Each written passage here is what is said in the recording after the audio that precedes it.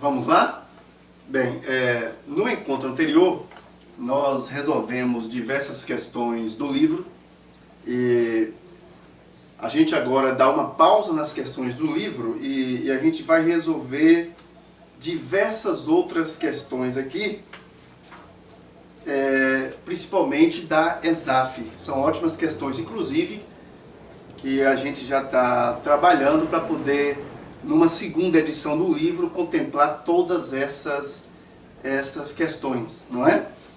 A gente vai começar por uma questão aplicada na prova para a ANA, Agência Nacional de Águas, em 2009. Ela diz assim: determinado rio, todos estão com a apostilazinha? Ok. Determinado rio passa pelas cidades A, B e C. Se chove em A, o rio transborda. Aí está a nossa primeira proposição composta. Se chove em A, o rio transborda. Se chove em B, o rio transborda. E se chove em C, o rio não transborda. Se o rio transbordou, pode-se afirmar que... Ou seja, a gente tem uma questão aí, uma questão com 3 proposições compostas, e nós temos uma proposição simples que nós vamos tomar como dica para a solução dessa questão. Observe, determinado rio passa pelas cidades A, B e C. Se chove em A, o rio transborda. Esta é nossa primeira proposição composta. Vamos numerar aqui, olha. Se chove em A, o rio transborda. O rio transborda. Próxima proposição composta. Se chove em B, o rio transborda. Vamos lá?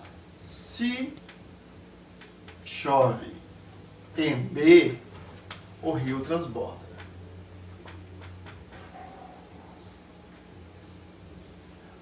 Esta é a nossa segunda proposição composta. Próxima.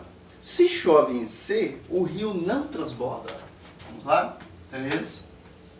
Se chove em C, o rio não transborda.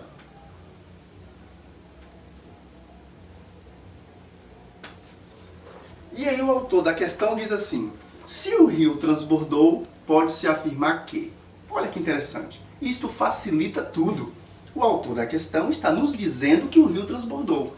Então a gente vai tomar esta proposição simples como uma verdade absoluta.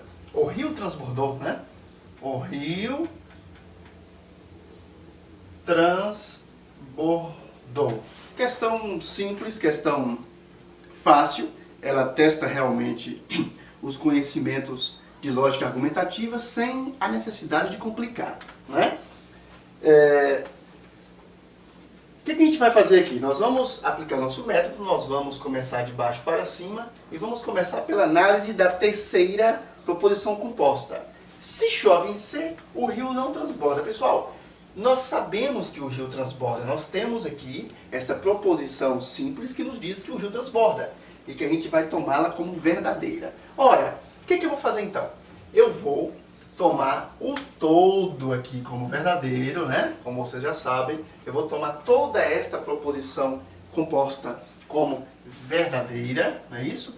O que eu vou fazer? Vou tomá-la como verdadeira até que a gente consiga provar o contrário ou até que o autor diga o contrário. A gente viu em questões anteriores que,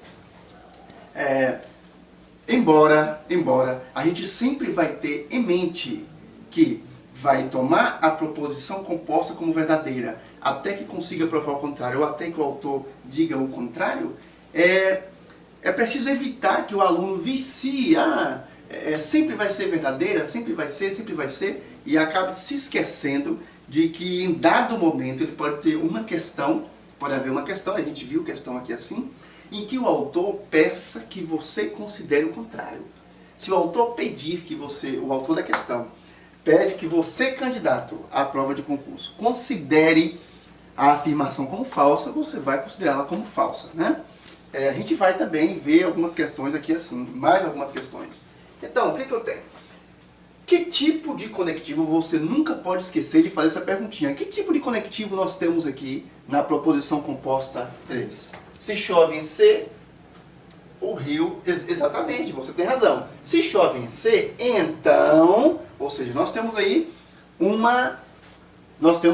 uma condicional. A palavrinha então, ela está subentendida ali. Na verdade, todas elas são condicionais, estão vendo? É bom, ao resolver a sua prova, você dá uma olhada, uma rápida olhada em toda a questão. Porque de repente você pode ter também, por exemplo, todas as questões com disjunções exclusivas. E aí você pode usar aquele método mais fácil para solucionar. Todas as questões com condicionais, isso facilita você ter uma visão geral da questão antes de começar a resolvê-la. Também não pode ser muito demorado, né?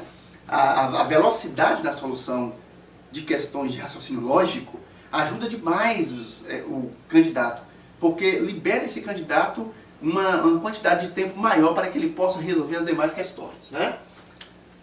Exatamente, a maioria dos candidatos passa muito tempo, perde muito tempo com questão de lógica que eu tenho certeza que vocês não vão perder, justamente porque estão estudando para valer, né?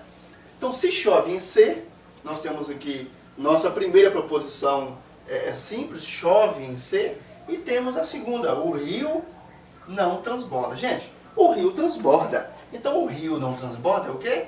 Falso, né? O rio transborda é verdadeiro, o rio não transborda é falso. Muito bem, eu preciso tornar esta sentença composta verdadeira. E ela é uma condicional. O que a gente faz então? Gente, a gente sabe que a condicional ela será falsa se a primeira proposição simples for verdadeira e a segunda for falsa. Então nós temos aqui que a segunda proposição simples é falsa. Logo, a primeira não poderá ser verdadeira, porque levará o todo a ser falso. E a gente precisa considerar o todo verdadeiro. Então, a primeira também será o quê? Exatamente, a primeira também será falsa. A primeira também será falsa, ok? A gente já está catedrático nesse tipo de questão, né? Acho que não dá nem para errar mais, né? Vamos lá. Partindo para 2.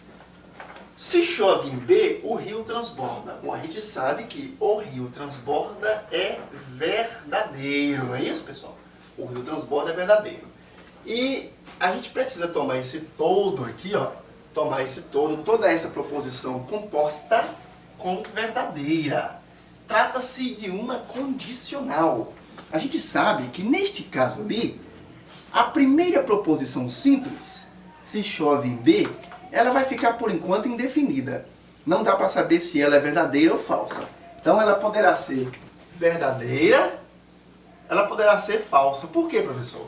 Porque pela tabela verdade da condicional, você sabe que, tendo a segunda como verdadeira, acho que eu não preciso mais repetir a tabela verdade aqui, né? Vocês já viram, a gente já corrigiu outras questões em que eu coloquei a tabela verdade aqui.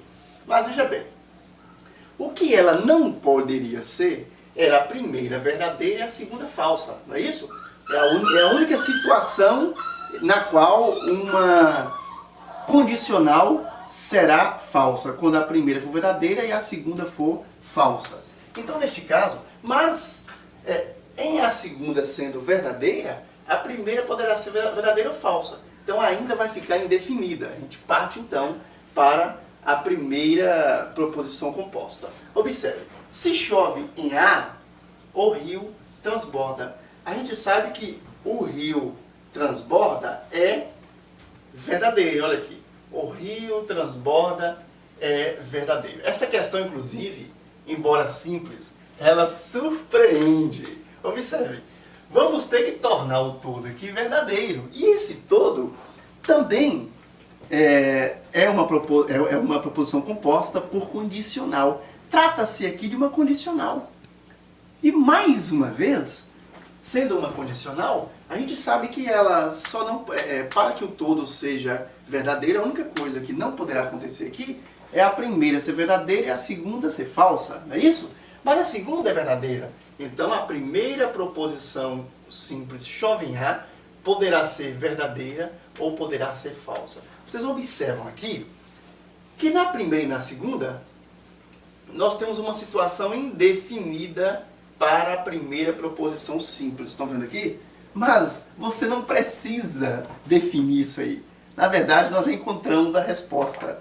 Exatamente. A resposta é a seguinte. Observe, vou falar todas as alternativas. Me acompanha aí, por favor. Letra A. Choveu em A e choveu em B. Dá para saber se choveu em A ou se choveu em B, pessoal? Não dá. Ainda está indefinido, tá vendo aqui? Está indefinido, não dá para saber. Letra B. Não choveu em C. Ora, isso aqui nós temos certeza. A única certeza que a gente pode ter aqui é que o rio transborda, essa certeza ele já nos deu. E a outra certeza que a gente pode ter é que não choveu em C, porque chove em C é falso. Então realmente a letra B de bola, não choveu em C. Olha a letra C, choveu em A ou choveu em B. Não dá pra gente saber se choveu em A ou em B. Letra D, choveu em C. Ó, chove em C é falso, então não choveu em C. Letra E, choveu em A, não dá para saber também, é uma situação indefinida. Agora, verifiquem, já pensou se o candidato não seguisse o método de começar de baixo para cima? Ele ia começar de cima para baixo e ia ficar numa situação complicada. Observem que, para tentar complicar um pouco mais a questão, e em se tratando de lógica, quando se complica, quanto mais complicada uma questão, melhor ela é, em se tratando de lógica.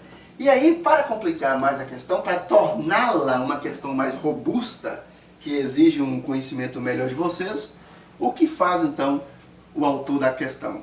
Ele, em geral, nas questões de lógica, principalmente lógica argumentativa, os autores das questões costumam colocar a solução no final. Ele costuma colocar o X da questão, a essência da solução no final. Então, quando você começa a solução de baixo para cima, isso facilita demasiadamente. Vamos para a próxima. A resposta é a letra B.